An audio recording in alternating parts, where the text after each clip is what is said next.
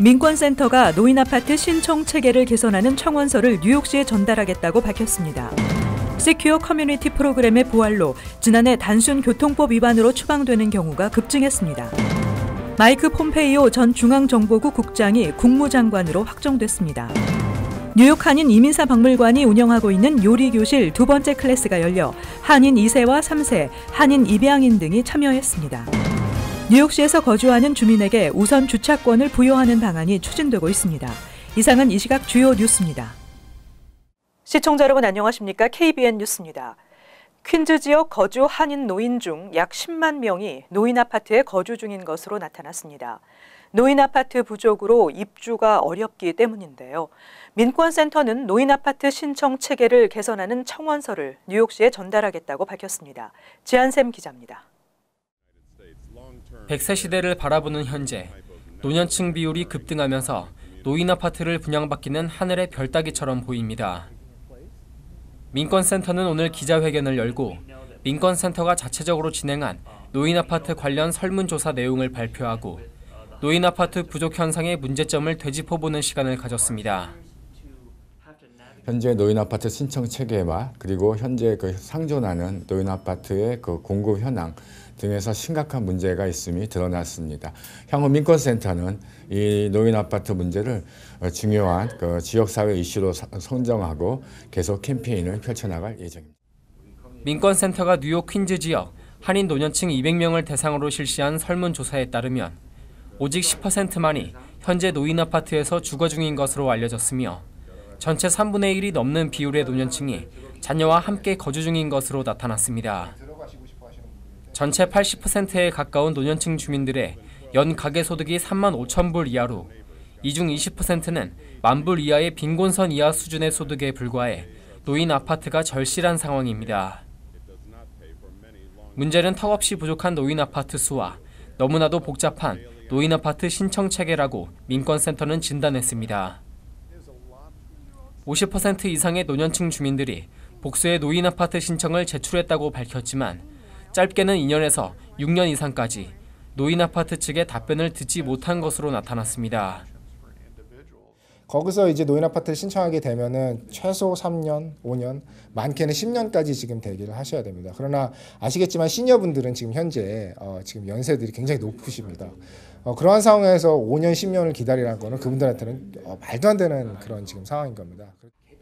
민권센터는 지난 2년 전부터 노인 아파트 캠페인을 진행하고 뉴욕시 노인 아파트 신청체계 개선 청원서와 함께 받은 3,080명의 서명을 뉴욕 주택국가 노인국으로 전달할 예정이라고 밝혔습니다. 청원서에는 노인 아파트 분양 절차나 과정의 투명성, 다양한 언어 서비스, 신청 양식의 통일 등을 내용으로 하고 있습니다. KBN 뉴스 지한샘입니다. 지난해 단순 교통법 위반으로 추방되는 경우가 급증했습니다. 트럼프 행정부가 경찰이 이민국과 연계 활동을 벌이는 시큐어 커뮤니티 프로그램을 부활시킨 결과로 나타났습니다. 로컬 경찰이 이민 단속국과 연계 활동을 벌이는 시큐어 커뮤니티 프로그램이 부활된 지난해 교통법 위반으로 추방된 경우가 급증했습니다.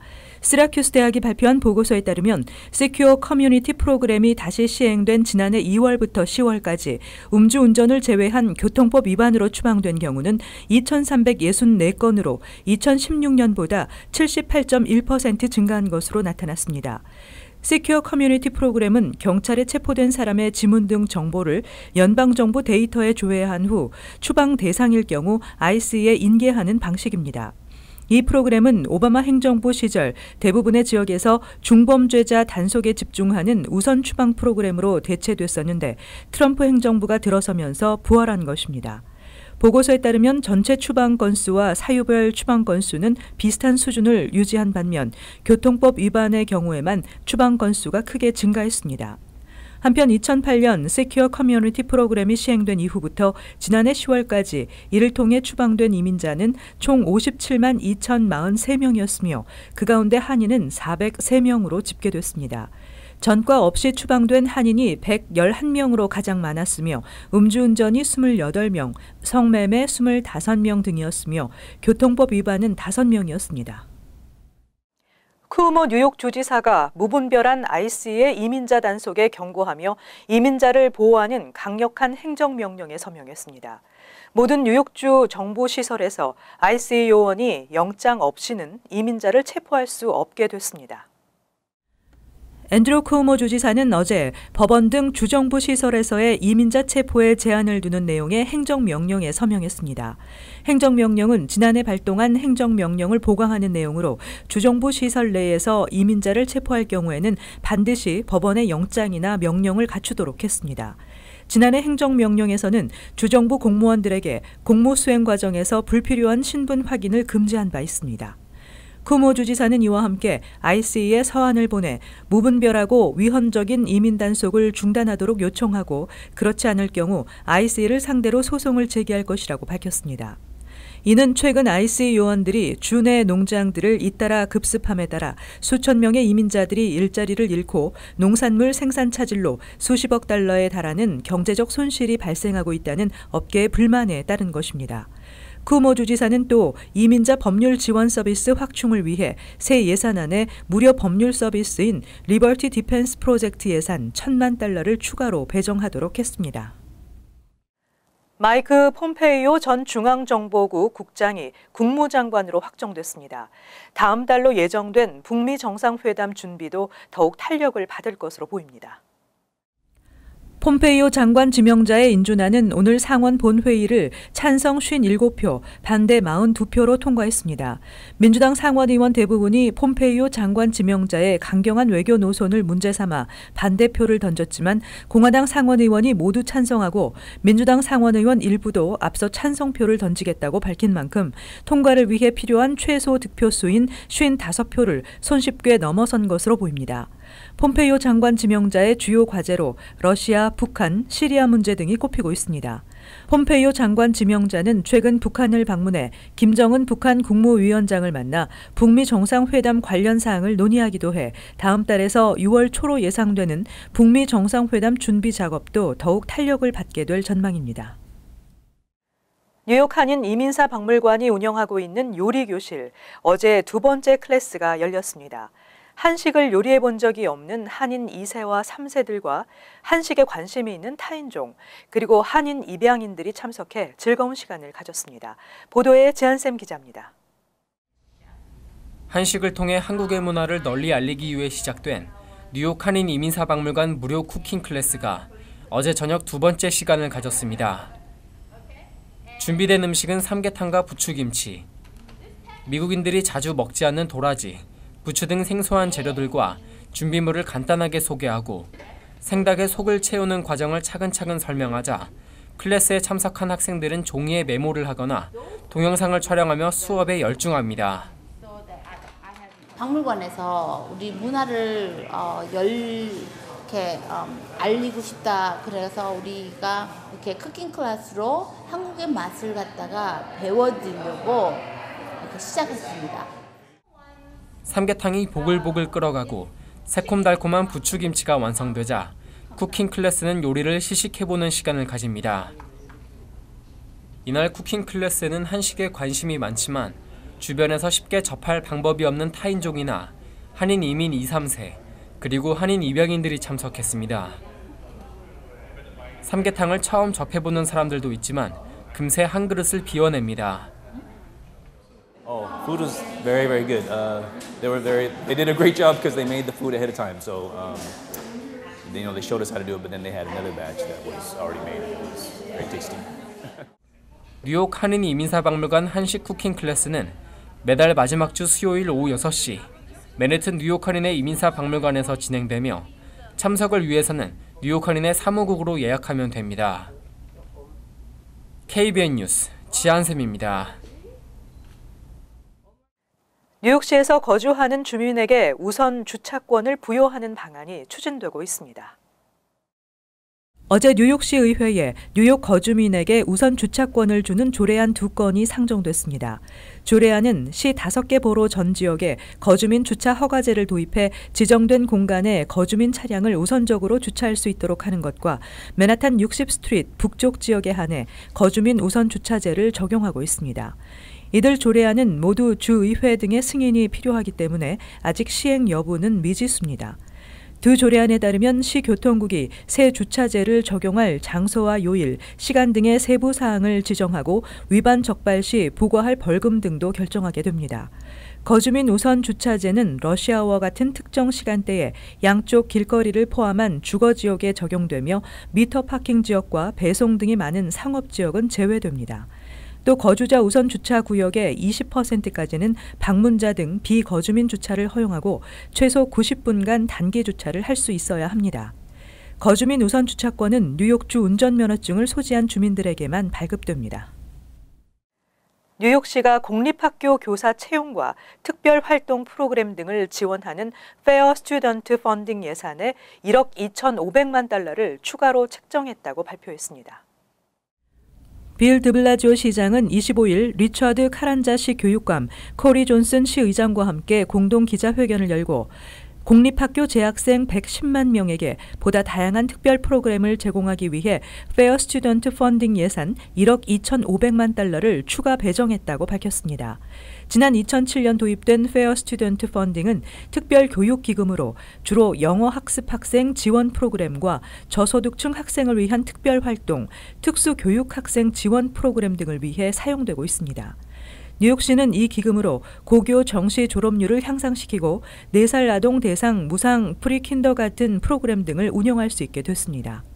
존슨 시의장은 페어 스튜던트 펀딩을 통해 각 학교가 다양한 종류의 스포츠, 예술 프로그램을 제공할 수 있게 될 것이라며 앞으로도 공교육 발전을 위한 예산을 지속적으로 늘려나가야 한다고 강조했습니다. 뉴욕시는 2016-2017 학년도에는 영어 학습 학생 지원 예산 200만 달러를 포함해 총 1억 6,800달러의 지원금을 지급했었습니다. 연방식품의약국이 미 전역에서 미성년자들에게 전자담배를 판매하는 업소들에 대한 대규모 단속을 벌이고 있습니다. 연방식품의약국 FDA는 지난 6일부터 뉴욕과 뉴저지를 비롯해 미 전국에 걸쳐 전자담배 판매 업소들을 대상으로 이달 말까지 단속을 진행하고 있습니다. FDA는 이번 단속은 청소년들 사이에 전자담배가 인기를 끌고 있는데 청소년들은 전자담배의 유해 성분을 제대로 이해하지 못하고 있으며 청소년기의 전자담배 흡연은 성인 흡연으로 이어지기 때문에 전자담배 사용을 막기 위해 실시한다고 밝혔습니다. FDA는 지난달에도 함정 단속을 펼쳐 청소년들에게 전자담배를 판매한 전국의 40개 업소에 벌금과 라이센스 취소 등에 관한 경고문을 발송했습니다. 자동차 업체 포드가 북미 지역에서 소비자들에게 외면받고 있는 세단형 승용차 라인업을 정리하기로 했습니다. 포드는 어제 1분기 실적 발표에서 북미 지역에서 차세대 세단에 더 이상 투자하지 않을 예정이며 2020년까지 라인업의 90%를 트럭, 상업용 차량, 스포츠 유틸리티, SUV 차량으로 구성하겠다고 밝혔습니다. 실적 개선 계획도 발표했습니다. 포드는 지난해 140억 달러 비용 감축 계획을 발표한 데 이어 2022년까지 엔지니어링, 마케팅, 제조 등의 영역에서 115억 달러의 경비를 추가로 절감하기로 했습니다. 또 현재 29억 달러 수준인 자본 비용도 2022년까지 5억 달러 줄이겠다고 밝혔습니다. 포드의 올해 1분기 실적은 개선된 것으로 나타났습니다. 1분기 당기 순이익이 17억 달러를 기록해 전년에 비해 9% 증가하고 주당 순이익은 시장 전망치인 41센트보다 높은 43센트를 기록했습니다. 제너럴 모터스도 1분기 실적을 공개했습니다. GM은 1분기 순이익이 10억 달러에 그쳐 지난해에 비해 60% 하락한 것으로 나타났습니다. 1분기 총 수입은 3% 떨어진 361억 달러이며 주당 이익은 77센트라고 발표했습니다.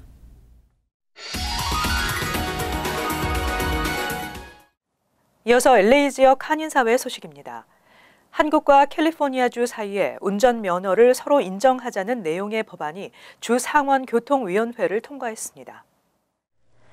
LA 총영사관은 한국과 캘리포니아주 사이에 운전면허를 상호 인정하는 내용의 법안 SB 1360이 오늘 캘리포니아주 상원교통주택위원회에서 공청회를 거쳐 심의 의결됐다고 밝혔습니다.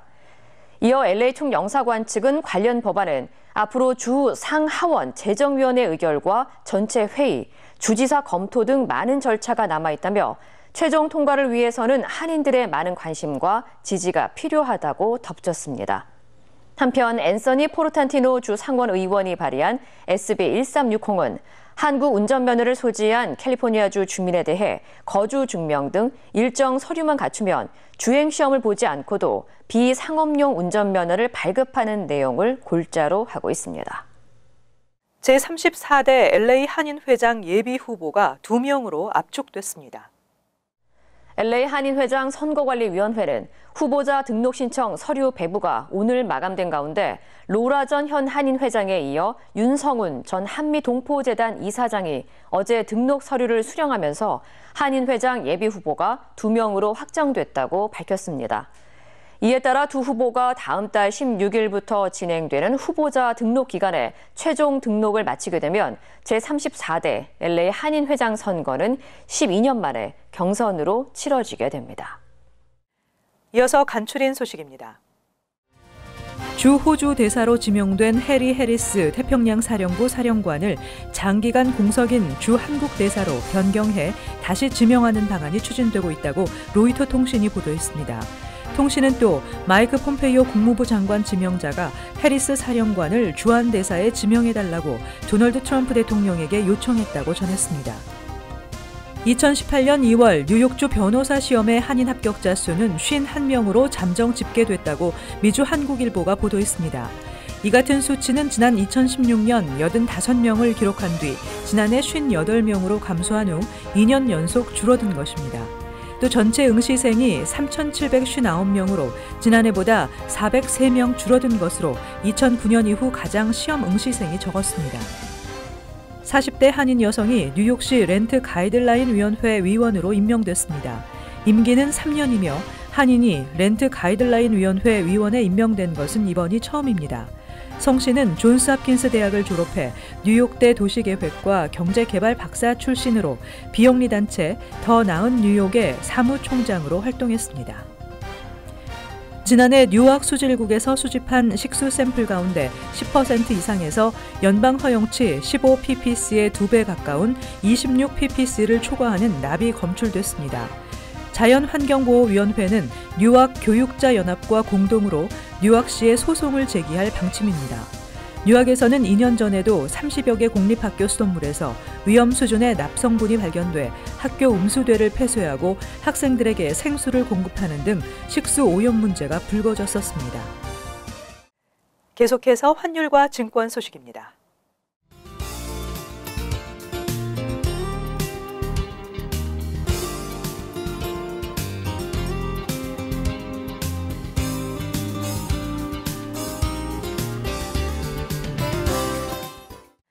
끝으로 날씨 전해드립니다. 금요일은 비가 내리겠습니다. 낮 최고 기온은 57도, 섭씨 영상 14도, 밤 최저 기온은 48도, 섭씨 영상 9도. 토요일은 곳에 따라 맑겠습니다. 일요일 가끔 흐리겠습니다. 이상으로 KBN 뉴스를 마칩니다. 시청해주신 여러분 고맙습니다.